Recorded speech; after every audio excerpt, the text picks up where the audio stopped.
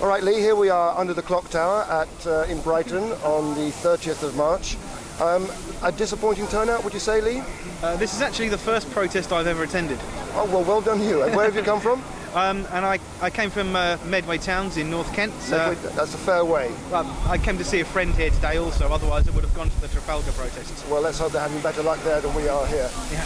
So what is your opinion? This proposal has been called unworkable and counterproductive. Would you agree with that? Well, it absolutely is. To be honest, I think it's a cynical attempt to transfer yet more wealth from the poor to the rich. The way I see it, there aren't, as far as I know, any examples of people who are currently on the streets. People are in houses.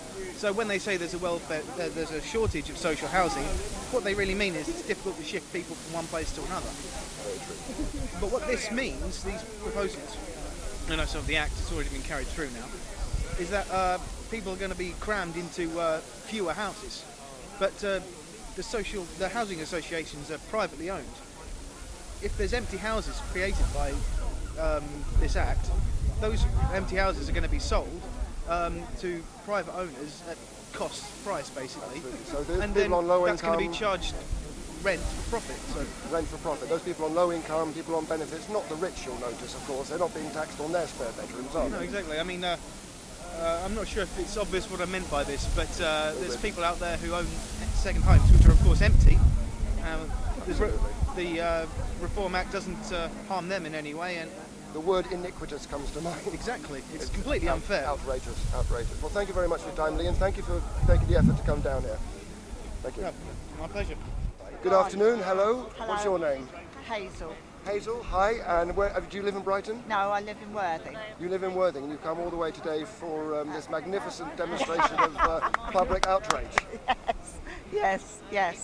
Disappointed, would you say? Yes, very. It does tend to show a rather lack of Backbone. Backbone, yes. They're not quite the blitz spirit anymore. That's right, the British lost their backbone because the government shouldn't have got this far in the first place if the British stuck together. I think you're quite right. Well, thank you very much for talking to us. Thank you. And hello, are you in Brighton? I live in Lewis. You live in Lewis. Your name is? Jim. Jim, hello Jim, and you brought the lovely... Sam. Jim and Sam. You come from Worthing and would you say you were happy with the way this has turned out? Totally disappointed. Yeah. Totally.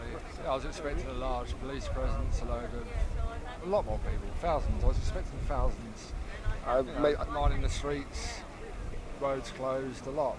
But are you personally affected by the bedroom tax?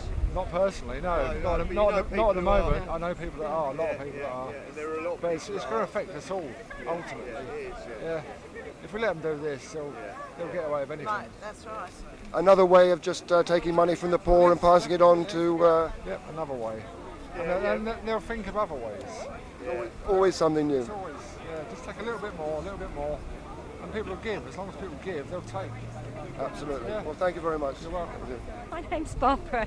I'm just here because I'm protesting against all the cuts, not just the bedroom tax. I'm really angry that the poor are being persecuted and the rich are getting richer, the poor are getting poorer, and I don't want to live in a country that has those principles. It's appalling, and I'm really... I mean, it's hard to be proud to be British now, isn't it? Oh, God, well, I've always struggled with that, but I struggle with it a hell of a lot more now. I just sort of don't... I don't want to be part of a country where people are, persecuted for being disabled and persecuted for being poor. Poor is a condition of the way the government is managing the country. It's not Very well put. Very well put. Poverty is not a choice, and apathy is no longer an option. Well, I don't know. Hopefully not. No. Do you want to talk? No. You've got lots to say. Why are you here? Well, because I have a disability and it affects me personally. It affects you personally? Yeah. In what way exactly? How are you losing out? Well, if they take my car away, then I'm restricted to my house. I can't walk to the train station, I won't be able to get on a bus, and if I use my wheelchair, I would have to book a train to get on the train. I can't just go to the train station and jump on it. And of course, it's far more expensive with the increases in rail prices. Yes, which is just, where does that come from if they're going to take my money away? Well, yeah, I guess you're going to have to stay in your house, aren't you? And plus the fact for the disabled people that are working and using mobility cars to get to their jobs, if they take the car away, then what happens to their work? They're going to be on the benefit again.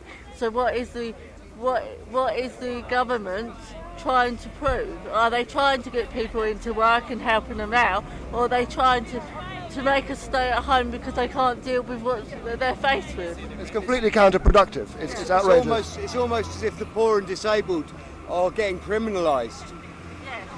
I didn't ask to be born with a disability. It was just something that happened. So why should I suffer? It's not me that's got the disability, because I don't know any different. It's society that's making my disability. Absolutely. Thank you very much. Thank you.